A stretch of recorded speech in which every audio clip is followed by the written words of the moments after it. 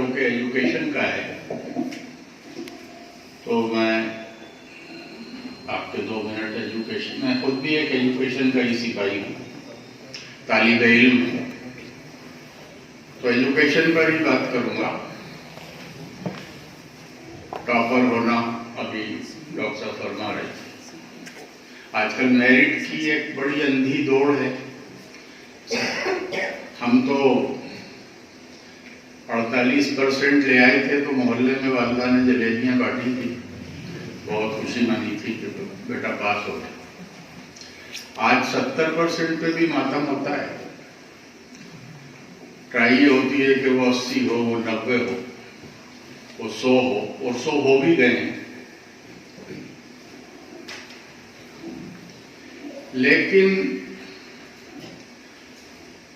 आपकी लाइफ के 2 फेज होते हैं बेटे, ये विद्योपोलॉजी बेटा निकल जाता है मुझसे, आप सब बच्चे ही हैं हमारे। 2 फेज हैं। पहला फेज तो आपकी स्टूडेंट लाइफ का है, जिसमें आपको ये देखना पड़ेगा, it's a must on your part, देखना ही पड़ेगा, इंडिस्पेंसेबल है कि डिमांड क्या है, सप्लाई क्या है, सप्लाई और डिमांड के बीच में हार्मोनी है या नहीं है। यानी आप किसी ऐसे सब्जेक्ट को लेकर तो दंड बैठक नहीं कर रहे हैं कि जो डिमांड में ही नहीं है। तो वक्त की नब्ज पर आपका हाथ होना चाहिए। काल आप डिमांड क्या हो इस पर आपका होना चाहिए, और इस रेस में जो मुस्तकबिल की रेस है, कैरियर की रेस है, अच्छे फ्यूचर की रेस है, आपको विनर बन के उभरना ही है, और उसके लिए परसेंटेज जरूरी है। ध्यान रहे, मौजूदा दौर में जो कॉल ऑफ टाइम है उसके लिए परसेंटेज जरूरी है। अब इस बात को कि परसेंटेज जरूरी है, आप यहीं पर एस्टेब्लिश्ड फैक्ट की तरह ले लीजिए। ये आपकी लाइफ का फर्स्ट फेज है। सेकंड फेज में जब आप अपना एजुकेशन, एकेडमिक और प्रोफेशनल, वोकेशनल जो भी आप ले रहे हैं, ले चुके होते हैं और अब आपको लाइफ शुरू करनी है, तो मैं ये कहूंगा कि वो जो आपका इंटेलिजेंस था, जो परसेंटेज से काउंट हो रहा था, थोड़ी देर को आपको लगेगा मेरी बात से कि मैं स्ट्रीम के खिलाफ बह रहा हूं, लेकिन मैं आपको बता दूं कि percentage is not the authentic scale of measuring the personality of a person. किसी के 90% आ गए तो कोई बहुत बड़ी तोप नहीं हो गया। It is more a matter of chance than a matter of intelligence. बहुत सारे फैक्टर हैं जिसकी वजह से 90 आ सकते हैं।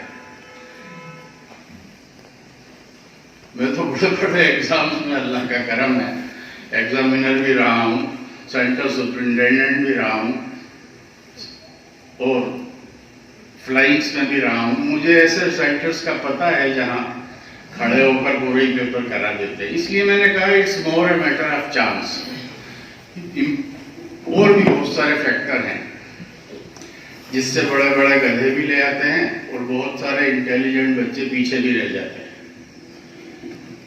करप्शन हमारी रगों में घुल चुका है, वो एजुकेशन में भी है, और एजुकेशन में तो आज की तारीख में माफिया आ गया है।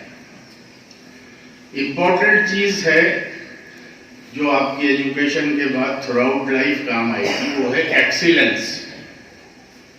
आपको एक्सीलेंस को हॉन्ट करना है, एक्सीलेंस को पकड़ना है। In every walk of life wherever you are, आपको एक्सीलेंट होना है।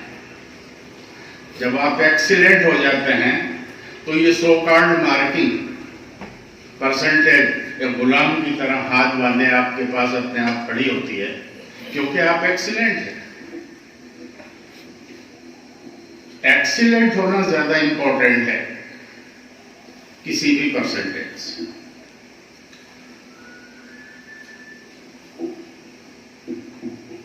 क्रिएटिविटी या इंटेलिजेंस, एक वक्त था जब हमारी पीढ़ी के लोग पढ़ा करते थे तो बड़े बड़े एलेबोरेटिव क्वेश्चंस पूछे जाते थे, जैसे अकबर की शासन व्यवस्था बताइए और कृषि व्यवस्था बताइए और उसका सैन्य शासन बताइए, और एक बड़ी लंबी तफसील के साथ हम लोग लिखा करते थे। आजकल आप सब मुझसे बेहतर जानते हैं कि short answer, very short answer, और अब तो ये आ गई कि ऑब्जेक्टिव टाइप आ गया, ABCD बन गई, ABCD बन गई। अब आपने अकबर को हिफ्ज कर रखा है पूरा, लेकिन अगर आपको ये नहीं पता कि वो कौन सा गांव है जहां अकबर को गद्दी पे बिठाया, वो आप काला डेरा नहीं जानते, तो आप फिर अकबर का कुछ नहीं जानते। इसलिए मैं कहता हूं कि ये पैमाना ही जो अभी चल रहा है, ये आपकी पर्सनैलिटी को नाप नहीं पा रहा। किस चीज को आप इंपॉर्टेंस देते हैं? एक आदमी जब पढ़ लिख ले तो उसमें क्या होना चाहिए? क्रिएटिविटी होनी चाहिए। ये जो प्रेजेंट सिस्टम ऑफ एजुकेशन है, ये क्रिएटिविटी दे ही नहीं रहा। हमारे स्टेप्स जो थे एजुकेशन के, जो प्रिवेलेंट स्टेप्स हैं, जो तमाम पेडागोजिकल और मेथड से गुजर चुके हैं, वो तो है understanding. The first step, understand the knowledge. Second, well, you can't understand if the knowledge is not there. तो knowledge पहला स्टेप है, अंडरस्टैंडिंग दूसरा स्टेप है, और जब आप परफेक्टली किसी चीज को अंडरस्टैंड कर लेते हैं तो एप्लीकेशन में डालिए, और एप्लीकेशन प्रैक्टिस जिसको कहते हैं, इसके बाद आता है फिर स्किल। तो आप स्किल्ड बनिए। ये बच्चे बैठे हैं, मुझे ये बताया गया है कि आप सब माशाल्लाह 80% से ज्यादा हैं, और मैं अल्लाह से दुआ करता हूं कि इससे ज्यादा लाएं। लेकिन एक सवाल मुझे बताएं आप सब, लाल बहादुर शास्त्री के बाप का नाम क्या था? हाथ उठाएं। नोबडी। लेकिन लाल बहादुर शास्त्री नाम किसनों ने सुना है? हाथ उठाएं। सबने सुना। क्या साबित हुआ? दुनिया सिर्फ नंबर 1 को पहचानी। दुनिया सिर्फ नंबर 1 को पहचानी। नरेंद्र मोदी का बाप कौन है? Nobody knows. I challenge humbly, nobody knows, लेकिन इसको जानते। तो ये साबित है कि दुनिया नंबर 1 को पहचानती है। और बच्चों, आपको नंबर 1 होना है, आपको एक्सीलेंट बनना है। नंबरों के पीछे ज्यादा मत भागिए, आप एक्सीलेंसी को हॉन्ट कीजिए। उसके बाद जब आप जिंदगी में जाते हैं तो एक शानदार पर्सनैलिटी के आप मालिक होते हैं। देखिए, आप दूध को लीटर से नाप लेते हैं, कपड़े को मीटर से नाप लेते हैं। Have you ever thought how do you measure the personality of the person? आदमी को कैसे पहचानेंगे? मैं बताता हूं आज। जुबान, अगर वो जुबान का पक्का है, वादे का पक्का है, तो समझ जाइए उसमें वजन है, वरना 2 कौड़ी का है। रिलेशन के मामले में आप आदमी को डिपेंडेबिलिटी से पहचान सकते हैं कि आप एज ए टीचर मुझ पर कितना डिपेंड कर सकते हैं। तो जिस अनुपात में आप मुझ पर डिपेंड करते हैं, उस अनुपात में मैं अच्छा टीचर हूं। Same is the case with every walk of life, with every profession of life. Doctor, आपने देखा होगा कि कुछ डॉक्टर्स को टाइम ही नहीं मिलता है, घर पे भी भीड़ और वहां भी भीड़, और कुछ मक्खियां मारते रहते हैं। अदालत चले जाइए, 5-5 रुपयों के लिए वकील जेब में हाथ डाल रहा है, और ऐसे भी वकील हैं जो 50,000 में भी नहीं करते। What is the secret? Excellence. कब्र भी खोदता है अगर कोई, तो कब्र खोदने में फर्स्ट क्लास हो।